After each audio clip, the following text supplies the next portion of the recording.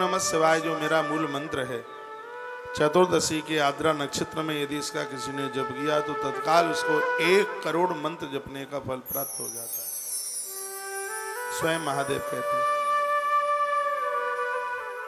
आजकल तो कैलेंडर मिल जाते हैं बाजार में, उसमें सब नक्षत्र वगैरह सब लिखा हुआ होता है। आद्रा नक्षत्र चतुर्दशी को पड़ जाए, देख लेना कैलेंडर कब पड़ रहा है। भगवान शिव कहते हैं कि उस दिन यदि कोई ओम नमः शिवाय इस मंत्र का जप कर ले, जपत्वम प्रणमम मंत्रम देवी दिष्टम महात्म्यम, ये मैंने पूर्व में भी बोला है। प्रणव लगाने का अधिकारी वही है जिसने गुरुमुख से मंत्र को सुनकर के जप आरंभ किया। मंत्र तो ये सब किताबों में भी मिल जाते हैं, लेकिन मंत्र वही प्रभावशाली होता है। कौन सा मंत्र? जो मंत्र गुरु मुख से सुना जाए। मंत्र बिल्कुल राइफल की गोली की तरह है। बच्चों ठीक से बैठो, सीधे, बूढ़े हो।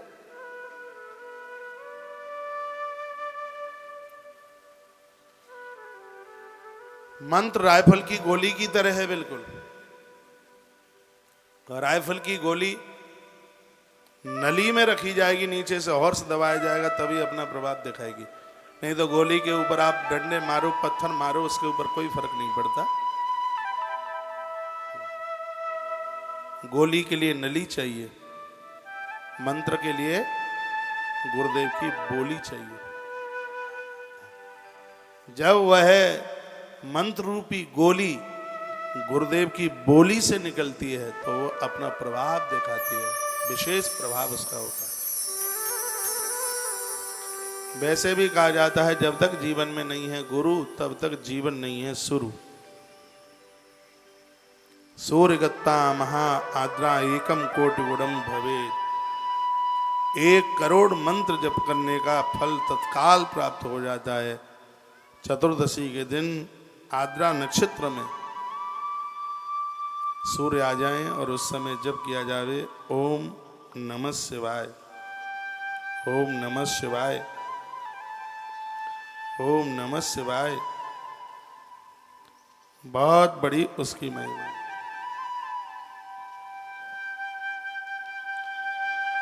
सौनक ने महात्मा सूत जी को पूछा, गुरु कैसा होना चाहिए? सुन लो। मेरी ये बात सुनकर के बहुतों को तो बड़ा बुरा लगता है, लेकिन दीक्षा युक्तम गुरुर्ग्राह्यम मंत्रम यत फलाप्तये, मंत्र तब ही फलीभूत होता है जब दीक्षा लेकर किसी गुरुमुख से उसको सुना जाए। कुंभ स्नानम मंत्र दीक्षा मात्र का न्यास में बचा। बहुत ध्यान से सुने। घड़े के जल का स्नान गुरुदेव के द्वारा दिया गया मंत्र दीक्षित होकर के जपा गया, मात्र का न्यास में बचा। जब से पहले अगन्यास करन्यास करना, ब्राह्मण सत्य पूतात्मा गुरु ज्ञानी विशिष्यते, सत्यवादी ब्रह्म ज्ञानी गुरु का शरीर ब्राह्मण का ही होना चाहिए। ऐसा शिव महापुराण के विद्येश्वर संहिता के अध्याय नंबर 11 के श्लोक नंबर 41 में लिखा है। आज तो दीक्षा देने की होड़ लगी है और ये बड़े अपराध कर रहे हैं। ईश्वर के यहां सब न्याय होगा, भोगना पड़ेगा। ब्राह्मण के अलावा मंत्र दीक्षा देने का अधिकार नहीं है। कृपा पात्र किसी को मान लिया जाए, कृपा पात्र तो किसी के भी बन सकते हैं, लेकिन जो दीक्षा कार्यक्रम है, जो दीक्षा की जो विधि है, ब्राह्मण सत्य पूतात्मा गुरु ज्ञानी विशिष्यते, वो ज्ञानी भी हो। ब्राह्मण के अंदर भी साधुता के लक्षण होने चाहिए, सिर्फ जाति से ही ब्राह्मण नहीं, तो कर्म से आचरण से भी वो ब्राह्मण हो। तो यहां भगवान शंकर भी कहते हैं जब ब्राह्मण सत्य पूतात्मा, ब्राह्मण पवित्र हो, सत्य का अनुसरण करना हो और ज्ञानी हो, का जो ब्राह्मण गुरु है, गुरु विशिष्यते, भगवान शंकर कहते हैं वह गुरु अपने आप में बहुत विशेष है, अति विशेष है। एक बार जयकारा लगाइए बोलो भक्त वत्सल भगवान की। जय हो। दीक्षा युक्तम गुरुर्ग्राह्यम मंत्रम यत फलाप्तये। दीक्षा लेने के बाद मंत्र जपा जाता है तो वो शीघ्र ही फलीभूत हो जाता है, उसमें देर नहीं लगती, ऐसा वर्णन किया गया है।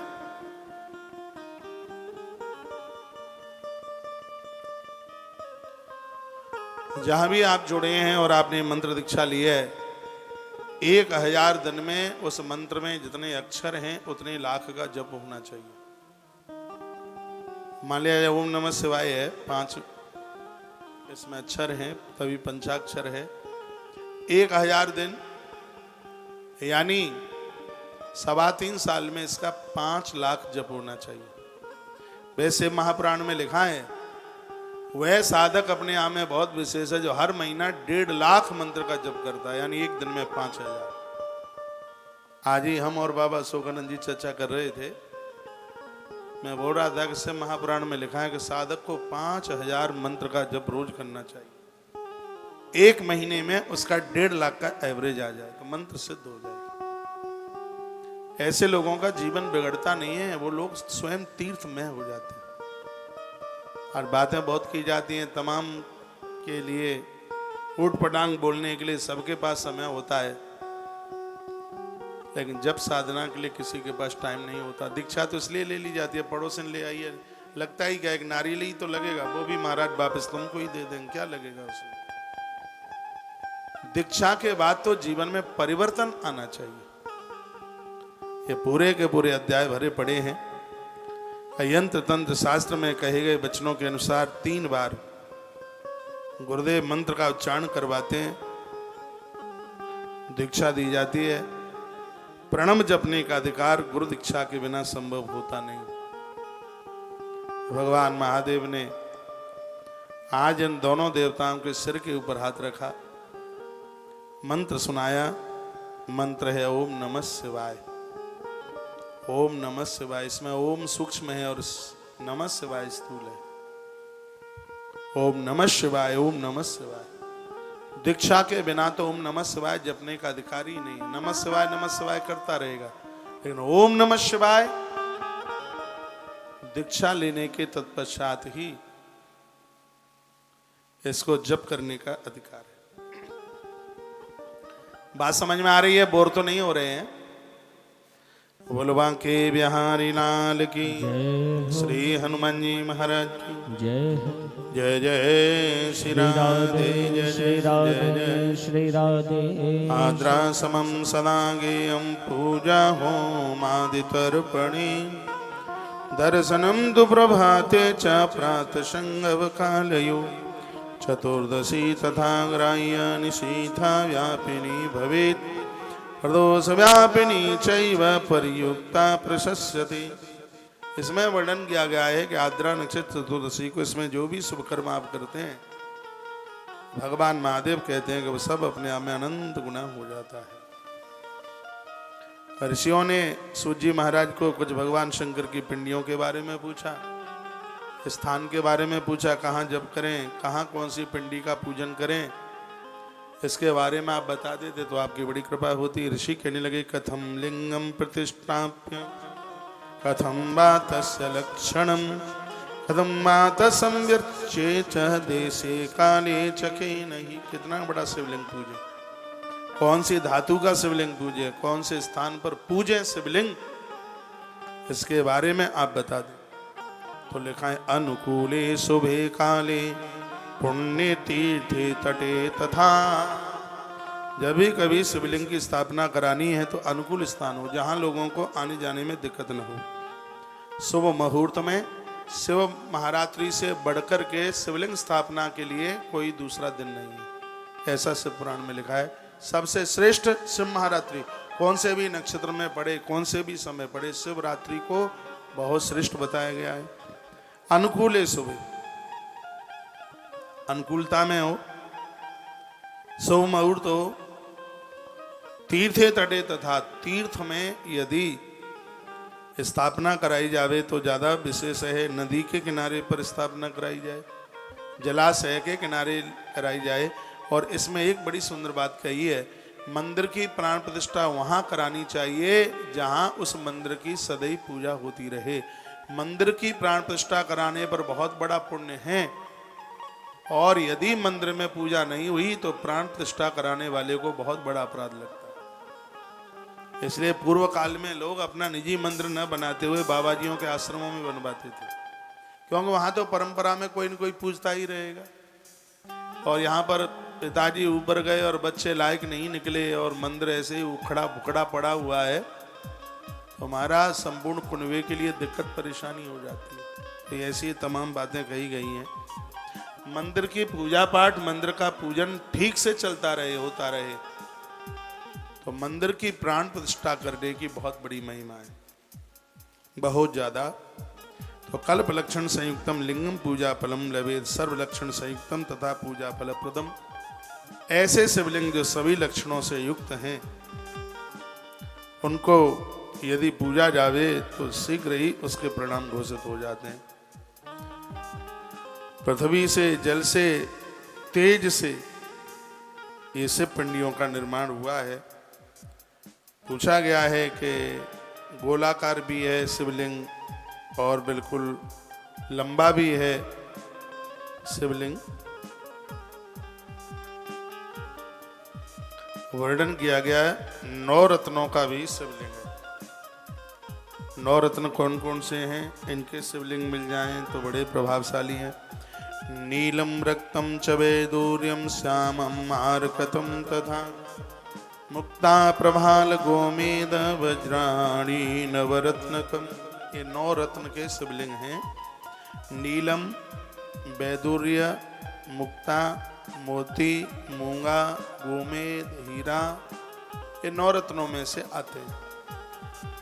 तो इनकी बड़ी महिमा है। जिनका लोहे का व्यापार है, बहती हुई वस्तुओं का व्यापार है, उनके पास नीलम के शिवलिंग हों, बहुत बड़े प्रभावशाली हैं। जो लोग वैज्ञानिक हैं, वक्ता लोग हैं, जो कार्य में अपना मस्तिष्क बहुत ज़्यादा लगाते हैं, ऐसे लोग मोती के शिवलिंग का पूजन करने से बहुत बड़े विद्वान हो जाते हैं। जमीन जायदाद का जो काम करते हैं, मूंगा का शिवलिंग जो प्रॉपर्टी का काम करते हैं, उनके लिए मूंगा का जो शिवलिंग है बहुत ज़्यादा ही प्रभावशाली है। ऐसे तो पारदेश्वर भी हैं, पारे के शिवलिंग हैं, गरीबी नहीं रहने देते। पोखराज के भी शिवलिंग हैं जो विद्या प्राप्ति के लिए, स्फटिक के भी शिवलिंग हैं, बड़े प्रभावशाली हैं। लोग दुश्मन को समाप्त करने के लिए शीशे के शिवलिंग का भी पूजन करते हैं। तो भगवान शंकर के ये शिवलिंगों की जो महिमा है वो बड़ी अद्भुत है। मिट्टी के शिवलिंग भी अभी आप सुनेंगे थोड़ा आगे, जिसमें पार्थिव शिवलिंग पूजा होती है, जिसकी बहुत बड़ी महिमा है अपने आप में। आदौ विमानम शिल्पेना कारम देव गणेयुतम। बता गया एक बाणलिंग सर्व नर्मदेश्वर को छोड़ करके और जितने भी शिवलिंग हैं, पिंडी जिस धातु की है, नीचे की जलेहरी उसी धातु की होनी चाहिए। सिर्फ एक बाणलिंग नर्मदेश्वर को छोड़कर। सोने का शिवलिंग है, नीचे की जलेहरी सोने की ही होनी चाहिए। पार्द का शिवलिंग है, नीचे की जलेहरी पार्द की ही, पारे की ही होनी चाहिए। चांदी का शिवलिंग है, ये मेरे पास में चांदी का शिवलिंग, माँ लक्ष्मी पूजा करती है, ये है शिवलिंग चांदी का है, नीचे की जलेहरी भी इसकी चांदी की है, ऊपर का सांप देवता भी चांदी का ही है। ये आप देखें, क्योंकि ये बातें सिर्फ आपको ही बताने के लिए नहीं, ये नियमों को हम भी फॉलो करते हैं। एक ऐसे भगवान श्री नर्मदेश्वर हैं जिनकी पिंडी अलग और जिनकी जलेहरी नीचे की अलग हो सकती है। बिल्कुल दोनों एक भी हों कोई दिक्कत नहीं है, अलग भी हों कोई दिक्कत नहीं। इसलिए घरों में ज्यादा से ज्यादा भगवान नर्मदेश्वर ही पूजे जाते हैं, जिनकी पूजा आराधना अपने आप में बिल्कुल एकदम सरल है। इन बातों को थोड़ा सा ध्यान में आप रखिएगा। लोहे के भी शिवलिंग होते हैं, पीतल के भी होते हैं, ताम्र के भी होते हैं। कुनबे को बढ़ाने के लिए पीतल के शिवलिंग बड़े प्रभावशाली हैं। तो एक एक बात का विस्तार से, और आनंद की बात यह है कि स्वयं भगवान शंकर इस कथा का गायन कर रहे हैं, आपका ध्यान इधर हो। भगवान भोलेनाथ ने कहा कि यदि मेरा कोई परम भगत है और उसे शिवलिंग दिखाई नहीं देता, अंगुष्टादाभ तथा पूज मिक्षंत केचन, अपने अंगूठे के ऊपर भी उसने एक लोटा पानी चढ़ा दिया है तो उसको भी मैं तत्काल स्वीकार कर लेता हूं, उसकी पूजा को स्वीकार कर लेता हूं। लिखा है ना, ये कहाँ लिखा है? ये श्री शिव महापुराण की विद्येश्वरी संहिता के अध्याय नंबर 11 के श्लोक नंबर 34 में ये बात लिखी है। अंगुष्टादाभ तथा पूजा मिक्षंत किंचन लिंग कर्मण सर्वत्र निषेधोस्ते न करेचित, उस अंगूठे को भी लिंग रूप में मैं स्वीकार कर लेता हूँ और लोग अपने नियम को पूरा कर लेते हैं। कितनी सरल, कितनी सीधी पूजा भगवान महादेव की है। सर्वत्र फलदाता ही भगवान कहते हैं कि मैं सर्वत्र भक्त को, जो सब जगह मेरी सत्ता देखता है, उसको मैं सर्वत्र विजय दे देता हूँ। किसी भी प्रकार की कोई इसके जीवन में कमी नहीं रहने देता।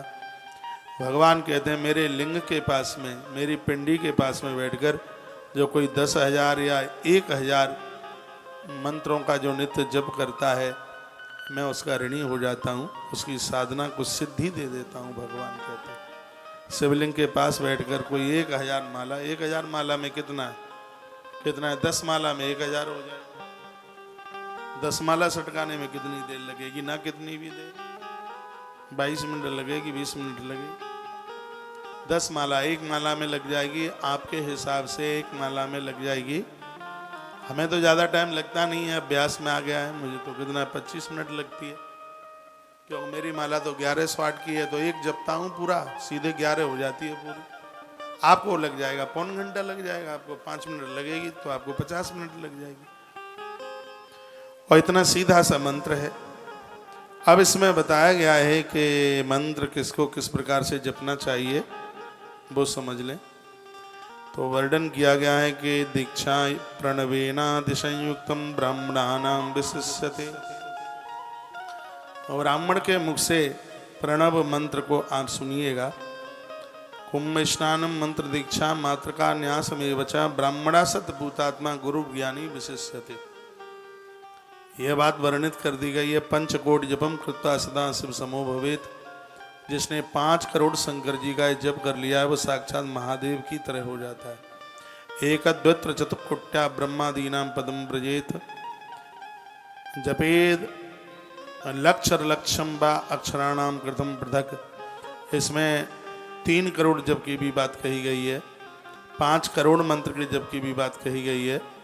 और कहा गया है कि 11 करोड़ यदि कोई जप कर लेता है ओम नमो भगवते वासुदेवाय, ओम नमः शिवाय, भगवान महादेव भक्त के सामने आकर के प्रकट हो जाते हैं। 11 करोड़ मंत्र का जिसने जप कर लिया, साक्षात महादेव का दर्शन उन्हें हो जाए। किसी जानकार ज्ञानी गुरु की शरण में पहुंच करके मंत्र की विधि समझ करके इस मंत्र को जपा जाए तो ज्यादा प्रभाव। पहले प्रणव और लास्ट में प्रणव, दोनों जगह प्रणव लगाने का अधिकार सिर्फ ब्राह्मण को है। ओम नमः शिवाय ओम। और कास्ट के जो लोग हैं वो ओम नमः शिवाय, ओम नमः शिवाय, ओम नमः शिवाय। ब्राह्मण भी ओम नमः शिवाय जपता है, उसको पूरा फल मिलता है, लेकिन ब्राह्मण के लिए ओम नमः शिवाय ओम। लास्ट में भी प्रणव लगाने का अधिकार उसको है। जिसने गुरु दीक्षा मंत्र दीक्षा नहीं ली है उसको ओम लगाने का अधिकार नहीं है। यज्ञ में जब आहुति डालते हैं तो इस मंत्र को ऐसे बोला जाता है, शिवाय ओम नमः शिवाय, शिवाय ओम नमः, शिवाय ओम नमः।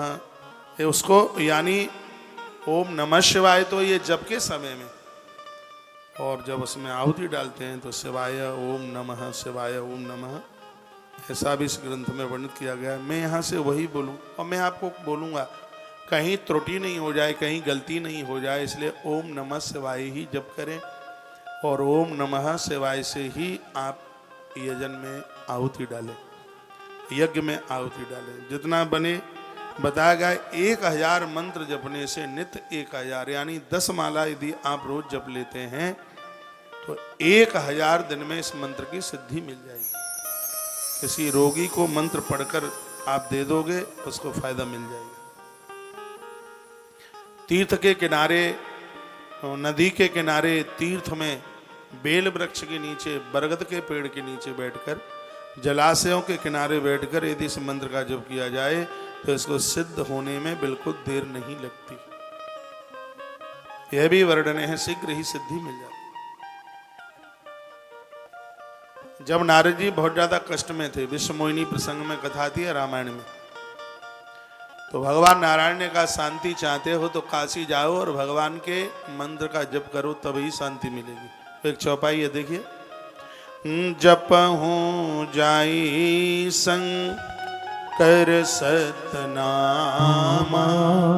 सतनामा का दो अर्थ है यहाँ, एक तो महादेव के 100 नाम, लेकिन दूसरा मंत्र है, भगवान कहते हैं सतनामा, यानी 100 माला भगवान महादेव की रोज जपिए। और 100 माला का मतलब होता है 10,000 जप। यहाँ शिव महापुराण में भी लिखा है, जो लोग 10,000 मंत्र रोज भगवान महादेव के जप लेते हैं, उनको शीघ्र ही इष्ट का दर्शन हो जाता है, ज्यादा समय नहीं लगता। जप हूँ जाई शंकर सतनामा,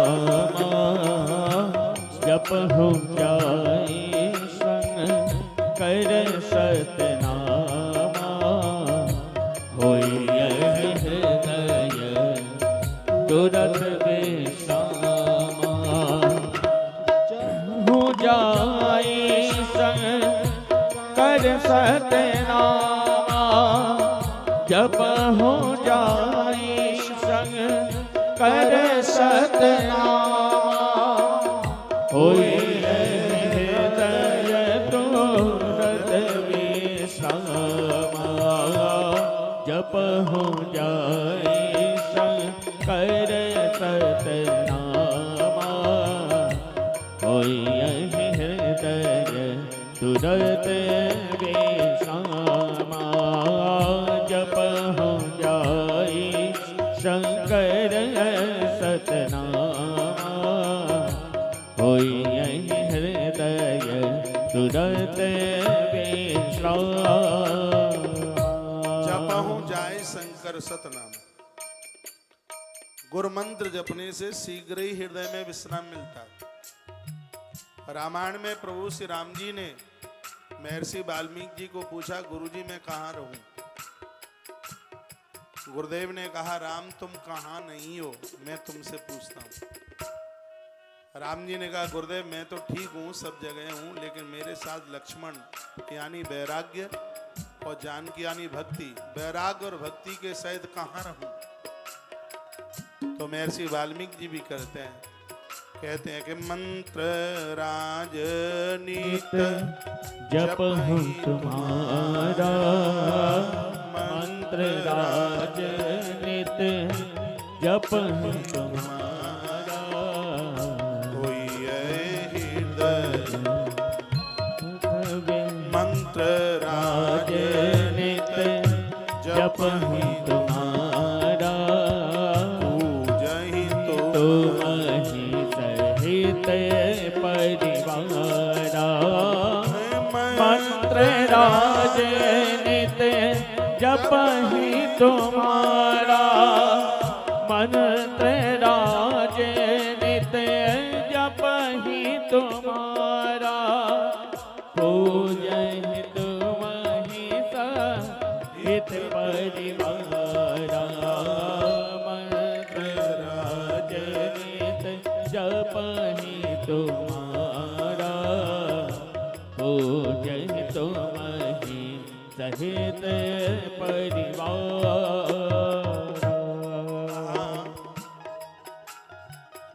मलिंगा जैसी बोल मत फेंको, ठीक है? सीधे गाओ एकदम बिल्कुल। मलिंगा की बोल देखिए तुम, देख लेना, सीधे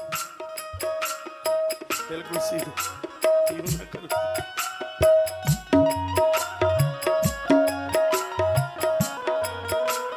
मंत्र राजनित जप ही तुम्हारा, पूजहि तुम ही सहित परिवारा। मंत्र राजनित जप ही तुम्हारा, पूजन। मंत्र राज किसे कहते हैं? जो मंत्र गुरुमुख से सुना जाता है वो मंत्रों का सम्राट होता है, वो मंत्रों का राजा होता है। महर्षि वाल्मीकि जी कहते हैं जिसने गुरुमुख से मंत्र सुना उसका जो जप करता है, आप अवध रहना भले ही भूल जाना, लेकिन उस साधक के हृदय में रहना कभी भी मत भूलना। मंत्र विज्ञान बहुत बड़ा विज्ञान है। मुझे लगभग इस लाइन में 30 वर्ष से ज्यादा हो गई है, इसलिए मैं अपना अनुभव आपके बीच में रख रहा हूं। मंत्र साधना से बढ़कर के इस धरती पर कोई साधना नहीं है। टाइम निकाल करके, समय निकाल करके भले एक माला जपे, रोज जपिए और अपने आप का परिवर्तन देखिए, शांति देखिए, सुकून देखिए। आप हनुमान जी मस्त मौला हैं, जप करते हैं नित्य। 13 अक्षर का मंत्र है हनुमान जी के पास, त्रयोदशाक्षरी मंत्र। बजरंग बली हनुमंत लाल जी रोज जपते हैं। मंत्र एक बहुत बड़ा विज्ञान है। नित्य जप कीजिए।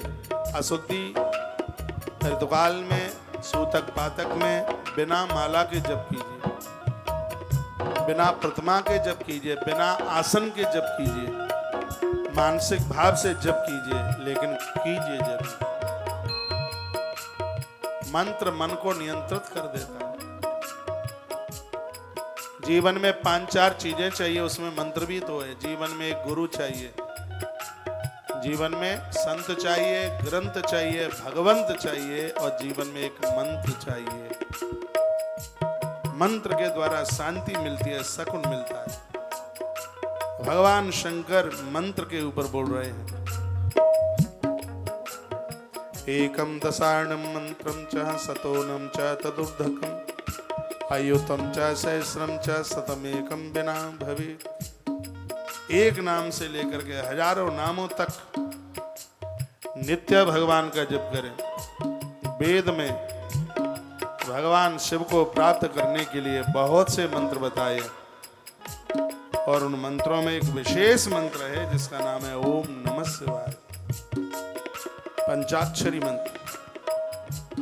यदि किसी ने 1 करोड़ इसका जप कर लिया, शिवमय हो जाता है। 11 करोड़ पर महादेव का दर्शन हो जाता है। 5 करोड़ जिसने दर्शन कर लिया, जप कर लिया, ऐसे व्यक्ति का कोई दर्शन कर ले तो साक्षात शिव दर्शन के बराबर हो जाता है। तत्पश्चात शिव क्षेत्रों की बात कही गई। वर्ष में 1 आध बार वहां जाइए जहां भगवान शंकर की पिंडियां प्रकट हुई है। लिखाएं पुण्य क्षेत्रे स्थिता वापि कूपादम पुष्कराणि च शिव गंगेति विज्ञेय शिवस्य वचनम यथा। जहां भी भगवान महादेव की पिंडियां प्रकट हुई हैं, वहां के आसपास के कुएं झरनों का जो पानी है वह साक्षात शिव गंगा है। और थोड़ा धीमे करके बजा, वह साक्षात शिव गंगा है। आप सुन नहीं रहे, आरती करा दूं फिर? मैं तो कम्बल तान के सोऊंगा। फिर तुम सो सकते हो तो मैं नहीं सो सकता, तो फिर सुनिए। फिर आप पल्लू के अंदर से मोबाइल पर बात करोगी तो मैं यहां से देख लूंगा आपको। अभी तो कथा ही सुनिए, कितनी सुंदर बात कही जा रही है। पुण्य क्षेत्रे स्थिता वापी कूपादम पुष्कराणि च।